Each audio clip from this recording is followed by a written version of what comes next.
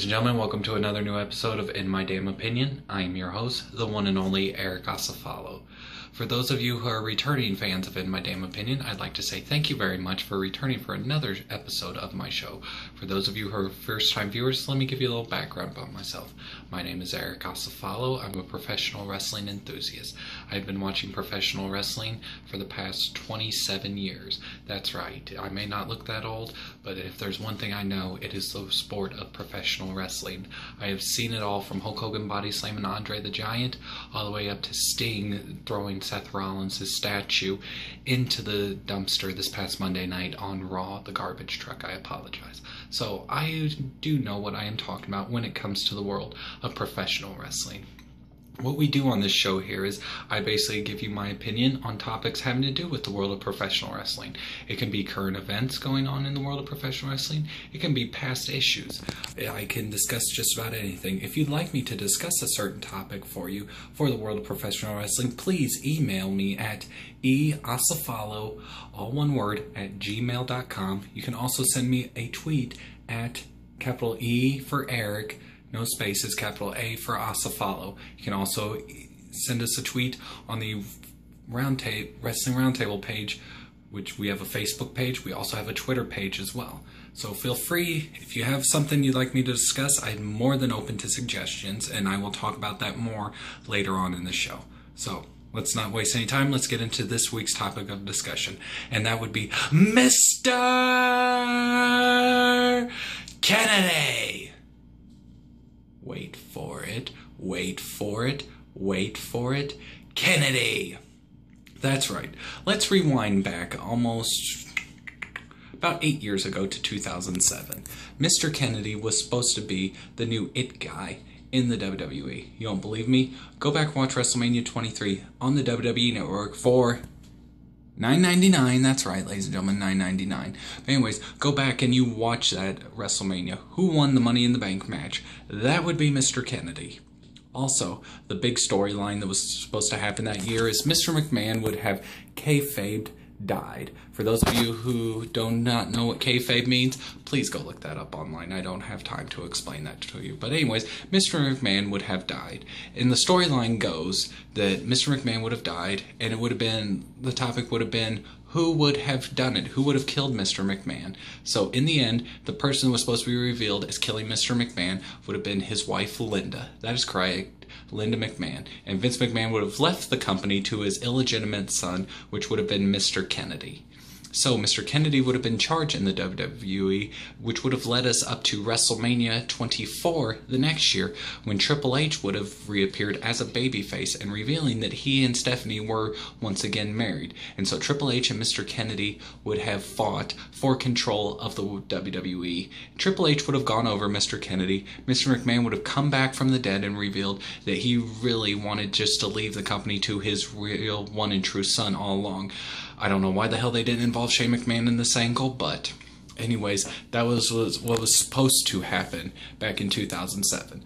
But we all know what did happen in 2007. Chris Benoit, the murder-suicide happened. McMahon came back from the dead, and they dropped the storyline right then and there. So, and who winds up getting revealed as Mr. McMahon's illegitimate son? That's right, Hornswoggle. Poor Mr. Kennedy, he got screwed there. So, and the reason why Mr. Kennedy got screwed, when Chris Benoit had that happen, they started implementing the WWE talent wellness policy, where if people tested positive for certain drugs, they would be suspended for 30 days. Mr. Kennedy did test positive for some sort of drug that suspended him, which also led to, with him being suspended, he became the first person to ever lose the Money in the Bank contract. So technically, Mr. Kennedy never cashed in his Money in the Bank contract because he lost it. He lost it to the Rated R Superstar Edge, who wound up defeating The Undertaker after a steel cage match with Batista on SmackDown. The same week he had won it from Mr. Kennedy. You don't believe me? You can watch all of this on the WWE Network for just, that's right, $9.99. So anyways, what could have happened with Mr. Kennedy? Had everything gone to plan and had Chris Benoit not murdered his family, I really think Mr. Kennedy could have been the next top star in the WWE. When he came back from the whole steroid thing and all that, he was never the same. Honestly, you can go back and watch it. He lost his heat. He was being built up to being one of the next major stars in the world of professional wrestling. However, though, due to all this shit happening, Mr. Kennedy unfortunately lost his momentum, and he no longer was due to be the top guy in the world of professional wrestling for the WWE. I really think had Kennedy not been busted with drugs, he may still be in the WWE today, not in some fucking ridiculous organization, TNA, which I will get into TNA a little bit later on when I have to address a certain TNA wrestler who is just a big-time piece of shit. But anyways, we will get to that later. I really think, because if you go back, watch his TNA career, it's mediocre. Just like pretty much everybody in TNA, with the exception of Kurt Angle, which I mentioned last week. Him and EC3 are the only ones who really benefited from WWE and then going to TNA, who had a better career in TNA than what they did WWE. So I really think Kennedy dropped the ball. He should never have done those drugs. I think if Kennedy had not done drugs, I really think he would have been, gone on to be a megastar in WWE, and he would have been a multi-time WWE champion and would still be there to this day, possibly feuding with Seth Rollins, but who knows? Fortunately, we'll never know, because that's just the way the cookie crumbles. Kennedy is no longer in the WWE, so. Next topic of discussion, my favorite topic of the show. We like to call this Dream Card. As I stated last week, if you have any dream matches you would like me to discuss, I'd be more than happy to discuss any topics you have. All you have to do is email them me at easafalo@gmail.com. You can also tweet me your dream matches. You can also send us some via the Wrestling Roundtable Twitter page, Facebook page, and our email address as well. Anyways, this week, let me explain the rules though before we get started. As I explained last week, the dream matches have to have could possibly still happen if you're using guys from today, or it could have actually happened back in the day. For example, we're not going to be seeing a dream match of Bruno Sammartino versus John Cena, but Bruno Sammartino versus Larry Zbyszko, that is a possibility. John Cena and let's say AJ Styles, that's a possibility. But anyways, so this week's dream match actually goes to a match that was actually supposed to happen. Let's rewind back even further, almost 20 years ago. The year is 1996, and the hot feud for the WWE Intercontinental Championship is Goldust and a gentleman by the name of Razor Ramon. Go back and watch the Royal Rumble 1996. Razor walks in a 4-time Intercontinental Champion. Because of the 1-2-3 Kid, he loses the match. Goldust becomes the Intercontinental Champion. The feud still somewhat continues. We go next month in February to In Your House. And at In Your House, what happens? Razor Ramon beats the 1-2-3 Kid in a crybaby match. First time ever. You can watch that match on the WWE Network as well. So it's set up. Razor Ramon's going to finally get his big rematch at WrestleMania 12. And it's due to be a Miami street fight. However, though, Razor lets him know he's going to WCW. What does Vince McMahon do? He pulls Razor out of WrestleMania, and we get the Hollywood backlot brawl between Roddy Piper and Goldust as we all know it. My dream match this week is if that match would have really happened.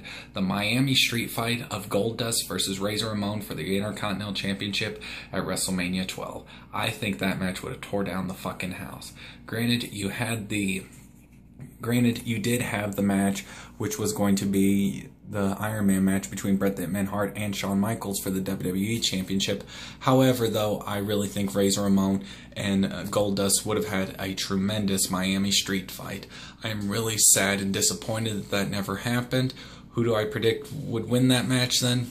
Unfortunately, he was on a hot streak, and the WWE wanted to keep the title belt on him, so unfortunately, I would have to go with Goldust as the winner of that match, but we'll never know. I think that match would have tore down the house. Unfortunately, I can't go back and change history. I would still love to see that match to this day at WrestleMania 12, but unfortunately, we'll never know how that match would have turned out. So, last topic of discussion. I am calling you out still, Shark Boy. Really? You're gonna leave comments on my video? At least I know you're watching this, because you're scared, Shark Boy. Call me a little punk-ass bitch. Ooh, I'm shaking in my boots. You're the punk ass bitch Shark Boy, and you say that I'm only calling you out because I want my 15 minutes of fame.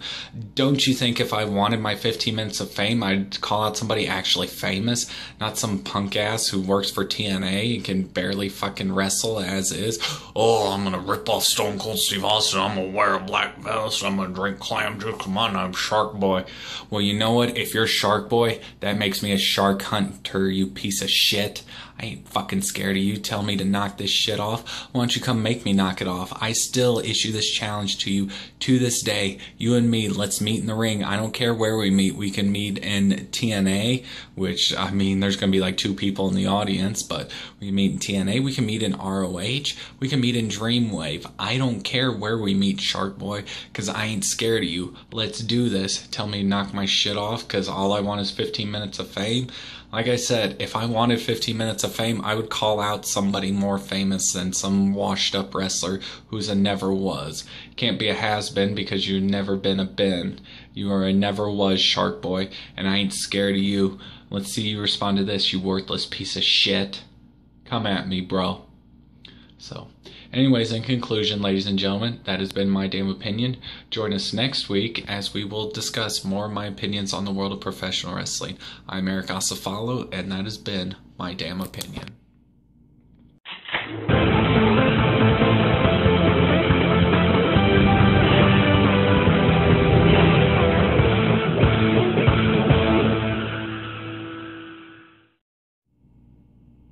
I'm Eric Acefalo, and I approve this message.